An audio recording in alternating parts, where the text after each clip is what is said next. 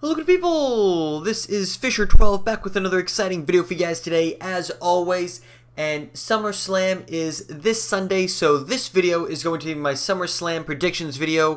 We're going to go through all matches. I think we have 1, 2, 3, 4, 5, 6, 7, 8, 9, 10, 11, 12, 13 matches. This is supposed to be a 4 to 4.5 hour show. I don't know how they're going to fit all these matches in, but in any case, let's go through each one and I'll give you guys my predictions. So on the kickoff show, we have the Cruiserweight Championship match, Akira Tozawa versus Neville. And in this match, I see Tozawa retaining just for the same reason why I would have predicted him winning in the first place had he not on this most recent, on the Go Home Raw show.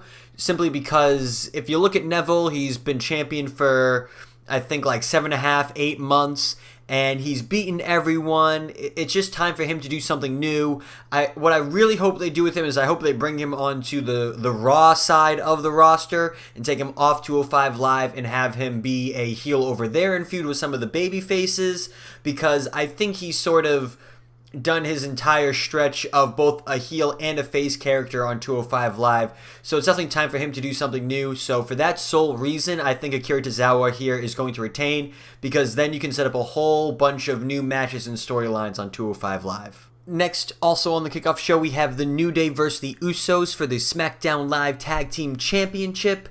And sort of for the similar reason as the Cruiserweight Championship match, I think the New Day are going to retain here simply because the Usos have pretty much done everything as champion. I think it's time for them to do something different, for the New Day to have new opponents. I mean, if you look at the SmackDown Tag Team division, you got the Ascension, and they're sort of doing something with the Fashion Police. I don't know if that's going to continue. You have the Colons, but Primo is injured. You have the Hype Bros, but they've been teasing a tag team, or a split rather than a continuation of their tag team.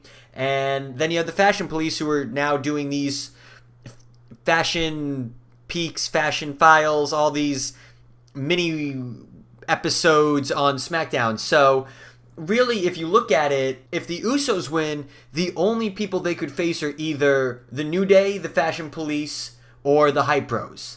Now, if the New Day wins, they could face the Ascension, or they could face an upcoming heel tag team. And it just so happens that I would say both the two teams in NXT, both two tag teams that are most likely to be called up, Sanity and Authors of Pain, are both heels. So either one of them could come up and then start a feud with the New Day and really shake up the tag team division on SmackDown. And this match was just announced sometime during mid-Thursday, I'll say.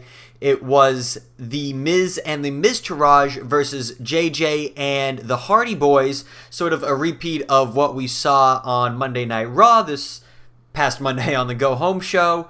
And in this, I expect Miz and the Miztourage to pick up the win simply because JJ and the Hardys got the win on the Go Home show. I don't see any reason for you to set up this match if the Hardy Boys and Jason Jordan are just going to win again. So without a doubt, I think the Miz and the Miztourage are going to pick up the win on this one. Now we move on to the main card with Big Cass versus Big Show in a shark cage match.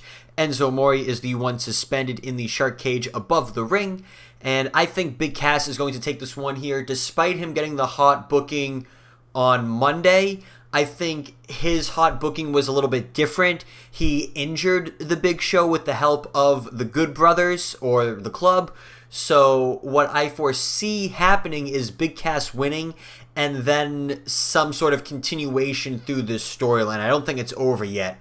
If the Big Show wins, despite him having this injury to his hand or his arm or his wrist, then there's nowhere to really go, and now you've buried Big Cass. Whereas if Big Cass wins, there's a couple directions you can go with. You know, there's been a rumor that Enzo Amore is going to drop down something to Big Cass, and they're both going to turn heel and attack the Big Show.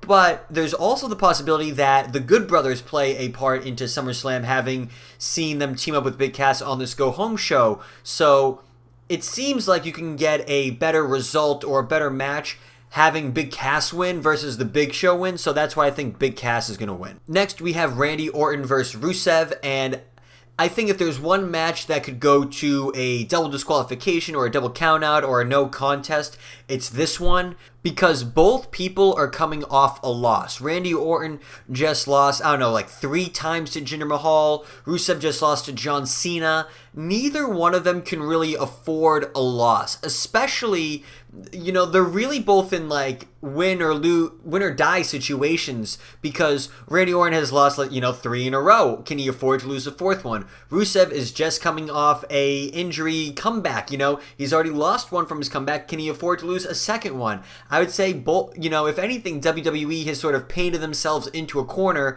where neither guy can lose and they both need to win. So that's why I think this will probably end in a double countout or a double disqualification. I think, if anything, if I had to pick a winner, I think it'll be Rusev, because there is some character development you could do with a Randy Orton loss, whereas a Rusev loss really just digs him into a deeper grave, and there's no... It'll be harder to recover from that loss than a 4th loss from Randy Orton. So I think this will probably end in a no contest, double disqualification, whatever you want to call it, but if there is going to be a winner, it will be Rusev.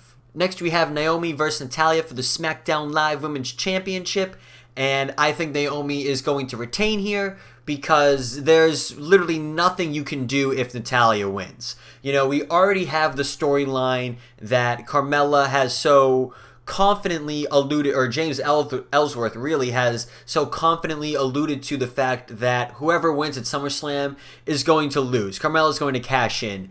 And if Natalya wins the belt, you would get almost no reaction from a Carmella cash-in and a Carmella victory, because you have a heel going up against a heel. No one cares about either person in that match. They want to see both of them lose.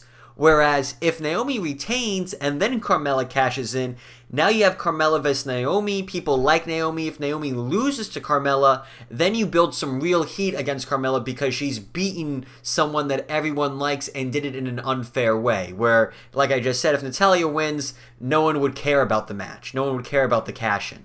Then we have the Raw Women's Championship match, Alexa Bliss versus Sasha Banks. And this is another questionable one. I think the deciding factor in this match is really Bayley, because depending how long Bayley is out for would determine who gets the championship. Because if Bayley is out for, let's say, a couple more weeks and then she can come back, you know, it would make a lot more sense for her to pick up her feud again with Alexa Bliss because she lost her title opportunity. Now, if she's out for a couple months, it might make more sense for Sasha Banks to win and have Sasha Banks carry the title, because you definitely have some unused heels on the roster that Sasha Banks can go up against. And then when Bayley comes back from injury, you really can do that Sasha Banks versus Bayley feud that they already have started alluding to. So it really depends, like I said, how long Bayley is out for. I don't think she's out for just a couple weeks because it's a separated shoulder. I think that's at least a 1 to 3 month injury. So I'm going to say Sasha Banks is going to get the victory here. Next, we have The Bar, Sheamus and Cesaro versus Dean Ambrose and Seth Rollins, 2/3 of the Shield, for the Raw Tag Team Championships. And this one is another toss-up because you might think that they'd want to give it to Dean and Seth so they can move forward. You know, Shield reunite, taking the tag team champions, dominating the tag team division. But I think you might get some more character development if Sheamus and Cesaro win. Or if they win in some sort of fluky fashion, like they get counted out or something. Or I guess in that case it wouldn't be a win. But something to not put the titles on Dean and Seth. That way they still have something to work towards moving forward. But at the same time, if there isn't a fluky finish, it's either got to be, well, I guess this is really what it boils down to. Dean Ambrose and Seth Rollins have to get the victory here, but it doesn't have to be for the titles. They have to get the win, because if they get the loss here, there's nowhere to really go. I'm sort of retracting and going back what I said just a second ago. There's nowhere really for them to go if they get a clean loss, because they have no reason to be challenging for the tag team titles. They have no reason to continue their friendship. There's nothing to work towards. Now, if they win the titles, there are a lot of heel opponents for them to go against. But if they win via countout or via disqualification, then they have a reason to continue this feud with Sheamus and Cesaro as a full Shield mashup. So when I first started talking about this match, I think I felt like Sheamus and Cesaro were going to win. But as I talk about it more and explain possible situations and outcomes, I think Dean Ambrose and Seth Rollins are going to get the win here. Because even if they get the win and they win the tag team championships, then you at least could carry out their feud for another pay-per-view as they have their title rematch clause. Next up, we have Bray Wyatt versus the Demon Finn Balor, and yes, it is definitely the Demon. WWE made sure to let you know in black and white that it would be the Demon Finn Balor. There's no guessing here, there's no mystery, there's no subtlety or reading between the lines. It's definitely the Demon Finn Balor, and for that reason and that reason alone, I think Finn Balor is going to get the victory here, just because if the Demon comes back after being gone for so long and loses, then you are sort of undermining what the Demon is, what it means to Finn Balor, its character, its whole presence, its everything. So it's important that the Demon gets the win. If it was regular Finn Balor versus Bray Wyatt, then maybe Bray Wyatt may get the win. But without a doubt, the Demon, Finn Balor, is going to get the win here. And not only that, Bray Wyatt got the hot booking on the Go Home show, and it was a clean win. So you have to assume that Finn Balor is going to get the hot booking on the pay-per-view as well. Then we have John Cena versus Baron Corbin. And I think maybe prior to this past Thursday on SmackDown, I thought Baron Corbin was going to win. But I think John Cena is going to win, and I think it could be an embarrassing match for Baron Corbin. I think WWE is mad at him for his Twitter outbursts. People are saying he's 0 for 4 with his Twitter feud losses to John Cena, Mojo Rawley, United States veteran, and to Dave Meltzer. And I think the loss to Dave Meltzer, even contacting Dave Meltzer on Twitter, has got to be like a cardinal sin in WWE. You know, he is the biggest face that's trying to report, give off rumors, tell you what the story is before it comes out.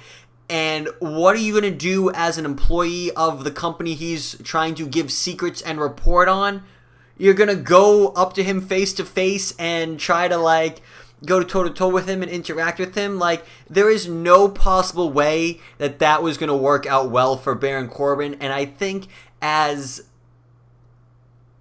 a way to send a message to him and to other WWE superstars, I really think they're going to give him the burying in the booking. WWE hates it when you go and you run your mouth on Twitter. Look at Emma. People thought that, People are so confused why Emma is getting this loss week after week after week after week if they think it's going to turn into something. It's not. It's 100% a punishment for her going, oh, this is my 5-year anniversary and I'm stuck in freaking catering. It's a punishment. They don't like it when you run your mouth on Twitter, and if you do it, you're going to get punished, and I think this is going to be, they're just going to be making an example out of Baron Corbin right here. Then we have AJ Styles versus Kevin Owens for the United States Championship with Shane McMahon as the special guest referee. And I definitely think AJ Styles is going to retain here for a couple reasons.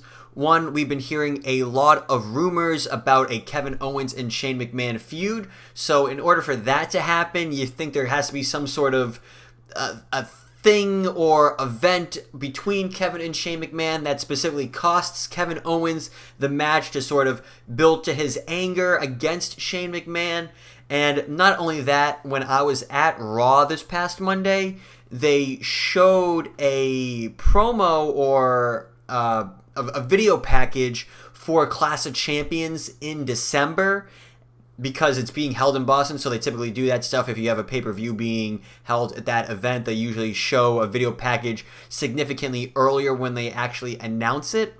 And in that video package, they said AJ Styles would be defending his championship, and he won't have a championship if he loses it now. I mean, I guess he could win it back at Survivor Series and then have it for Clash of Championships, but I don't think they're going to have Kevin Owens have the title, have AJ Styles win, have it go back to Kevin Owens, then back to AJ Styles, then back to Kevin Owens, and then back to AJ Styles again for Clash of Champions. I don't think that's going to happen. I think AJ Styles is going to retain here. Next, we have our WWE Championship match, Jinder Mahal versus Shinsuke Nakamura. And this was a hard match for me to pick because both sort of have a lot to lose. The WWE is trying to build Jinder as this Indian champion, this Indian superstar that all of India can get behind and buy the WWE network so they can watch Jinder Mahal. And then you have Shinsuke Nakamura, who arguably already is that big foreign star and has yet to lose a singles match. So if he loses a singles match, his first singles match to Jinder Mahal, he beats John Cena but loses to Jinder Mahal, what does that say about Shinsuke Nakamura? I think it says more about Shinsuke Nakamura than it does about Jinder Mahal. Now, I think WWE went completely in the wrong direction with making Jinder Mahal a heel and not making him a face that the entire world could get behind, not just one country rather. But it ultimately comes down to what is more important to WWE. What do they see more potential in? Do they still think that they can do stuff in India? Do they think going with Jinder Mahal is the right way? Is this still an experiment that they are building and working with, that they think it's going to take multiple months to build, and this is just another stepping stone in those steps to reach the goal? Or do they value the current star power that Shinsuke Nakamura has? Because you figure instantly that him and alone is enough to get all of Japan behind you, which is really hot right now because of New Japan Pro Wrestling, but, you know, it does not have the same potential for an audience that India has. Now, I need to pick a winner here, and I'm going to go with Jinder Mahal. I think WWE values their play in India more so than what Shinsuke Nakamura is currently bringing to the table, and I think they feel like there is a way that Jinder Mahal can dastardly, in a heel way, beat Shinsuke Nakamura that still builds Jinder Mahal but doesn't hurt Shinsuke Nakamura. You know, if the Singh brothers interfere, they hit Shinsuke Nakamura with the title belt, and Jinder Mahal does a roll-up with his feet on the ropes, no one is going to fault Shinsuke Nakamura or think less of him. Yet, if Shinsuke Nakamura beats Jinder Mahal, it's kind of like, what do you do with Jinder now? Now he has his rematch clause, but are you then going to put him over Shinsuke Nakamura? So I am a little upset about it, and I won't be happy if it happens, but I do think Jinder Mahal is going to get the victory here. And then we have our main event for the WWE Universal Championship, Brock Lesnar versus Roman Reigns versus Samoa Joe versus Braun Strowman. And I think, without a doubt, Brock Lesnar is going to retain here based off the stuff that Heyman has been saying and the timeline that would be needed for Brock Lesnar to return to the UFC. I think he still has some more WWE left in him. He's been advertised for events. He's been advertised for the event after SummerSlam. He's been advertised for the events leading up to the No Mercy pay-per-view. I think we're still going to see Brock Lesnar in WWE up until WrestleMania, and then after WrestleMania, that will be his departure. Now, if we were just to spitball here, hypothesize, if you will, and pick someone other than Brock Lesnar to win, I think it would be Braun Strowman. I think a lot of people want to see Brock Lesnar versus Braun Strowman. I think that's a match that they haven't done yet that still has a lot of marketable ability behind it. But Braun doesn't need to win for you guys to have that match. Brock Lesnar can still win, and then Braun Strowman can win some number one contender match for the No Mercy pay-per-view and take on Brock Lesnar there. But those are my SummerSlam predictions. Let me know in the comments down below what your predictions are for SummerSlam and how you think some of the matches are going to end, and maybe we can get a discussion going down in the comments below. But that is unfortunately going to bring us to the end of today's video. So if you enjoyed it and want to see more, then go ahead and click on that subscribe button. But other than that, guys, enjoy the rest of your day and take care.